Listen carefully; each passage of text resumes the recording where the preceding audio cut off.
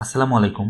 আপনারা অনেকেই একটা সমস্যায় পড়েন হার্ড ডিস্কে বা এসএসডিতে কিভাবে পার্টিশন করবেন। তো আজকে আমি দেখাবো কিভাবে উইন্ডোজ দেওয়া ছাড়া এবং কোনো ধরনের ডাটা লস ছাড়া আপনারা হার্ড ডিস্কে পার্টিশন করবেন।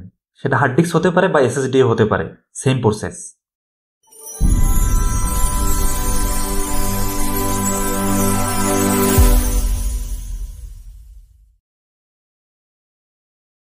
তো এর জন্য আমরা যে কোনো ব্রাউজার ওপেন করব, দেন গুগলে গিয়ে সার্চ করব AOMEI পার্টিশন অ্যাসিস্ট্যান্ট।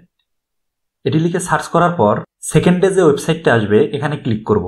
এরপর যদি কোনো অ্যাড চলে আসে অ্যাডটা কেটে দিব। ডাউনলোড ফ্রি এয়ার এই অপশনটিতে ক্লিক করব। তারপর আবার ডাউনলোড ফ্রি এয়ার এখানে ক্লিক করব। এরপর দেখবেন যে আপনার ডাউনলোড স্টার্ট হয়ে গেছে। তো ডাউনলোড কমপ্লিট হওয়ার পর জাস্ট এখান থেকে আপনারা সফটওয়্যারটা ইনস্টল করে নেবেন। ইনস্টল প্রসেস খুবই ইজি। জাস্ট এখানে ডাবল ক্লিক করে ওপেন করবেন।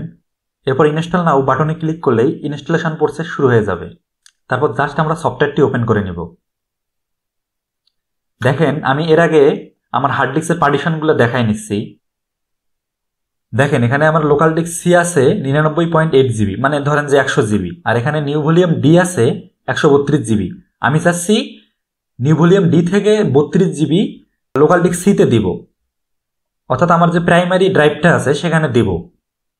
তো এর জন্য আমি জাস্ট পার্টিশন অ্যাসিস্ট্যান্ট এই সফটওয়্যারটা ওপেন করে নেব। সফটওয়্যারটি ওপেন করার পর এরকম একটা ইন্টারফেস শো করবে। তো জাস্ট এখান থেকে আমি নিউ ভলিউম ডি এর উপর রাইট বাটন ক্লিক করব। নিউ ভলিউম ডি, যে দেখেন এখানে নিউ ভলিউম ডি, এখানে জাস্ট রাইট বাটন ক্লিক করব। রাইট বাটন ক্লিক করলে কতগুলো অপশন দেখতে পারবো। এখান থেকে রিসাইজ অর মুভ পার্টিশন এই অপশনটিতে ক্লিক করব। আমি যেহেতু নিউ ভলিউম ডি এই পার্টিশনটাকে 100 জিবি করতে চাচ্ছি, অর্থাৎ এখান থেকে 32 জিবি লোকাল ডিস্ক সিতে নিতে চাচ্ছি, তো আমি এখানে 100 জিবি দিয়ে দিব। এরপর জাস্ট ওকেতে ক্লিক করব। এখানে দেখেন অলরেডি 32.30 জিবি আনলোকেটেড অবস্থায় আছে। এরপর আমি লোকাল ডিস্ক সি এর উপর রাইট বাটন ক্লিক করলে কিছু অপশন দেখতে পারবো। এখানে অ্যাডভান্সে ক্লিক করলে মার্জ পার্টিশন নামে একটা অপশন দেখতে পারবো, সেখানে ক্লিক করব। মার্জ পার্টিশনে ক্লিক করলে এরকম একটা ইন্টারফেস শো করবে। এখান থেকে লোকাল ডিস্ক সিতে ক্লিক করব আর আনলোকেটেড যে ড্রাইভটা আছে সেখানে টিক মার্ক দিব। তো দুইটাতে টিক মার্ক দিয়ে দিব। তারপর ওকেতে প্রেস করব। ওকেতে ক্লিক করার পর জাস্ট এখান থেকে অ্যাপ্লাই বাটনে ক্লিক করব। এরপর জাস্ট এখান থেকে আমি প্রসিডে ক্লিক করব।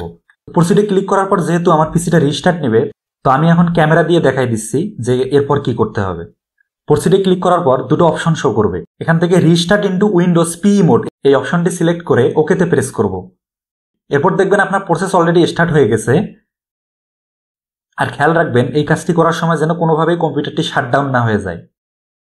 কোনোভাবেই এটা ক্যান্সেল করবেন না বা কম্পিউটার বন্ধ করবেন না। কিছুক্ষণ ওয়েট করার পর দেখবেন আপনার কম্পিউটারটি অটোমেটিকলি রিস্টার্ট নিচ্ছে। তারপরের বাকি প্রসেসগুলো হবে, ততক্ষণ ওয়েট করবেন। কোনোভাবেই এটা ক্যান্সেল করবেন না বা কম্পিউটার বন্ধ করবেন না। বাকি প্রসেসগুলো কমপ্লিট হওয়ার পর এখানে এরকম একটা ইন্টারফেস শো করবে। এরপর জাস্ট এখান থেকে রিস্টার্ট নাও বাটনে ক্লিক করলে পর কম্পিউটারটি রিস্টার্ট হয়ে যাবে এবং কম্পিউটারটি ওপেন হবে। কম্পিউটার ওপেন হওয়ার পর এখন দেখেন আমার লোকাল ডিস্ক সি হয়ে গেছে 132 জিবি আর নিউ ভলিউম ডি হয়ে গেছে 100 জিবি। তার মানে আমার প্রসেসটি সঠিকভাবেই কমপ্লিট হয়েছে। তো আপনারা চাইলে এভাবে কোনো ধরনের ডাটা লস ছাড়া বা উইন্ডোজ দেওয়া ছাড়া হার্ড ডিস্কে বা এসএসডিতে পার্টিশন করতে পারবেন। ভিডিওটি ভালো লাগলে চ্যানেলটি সাবস্ক্রাইব করুন এবং বেল বাটনটি অন করে দিন পরবর্তী ভিডিওর আপডেট পাওয়ার জন্য।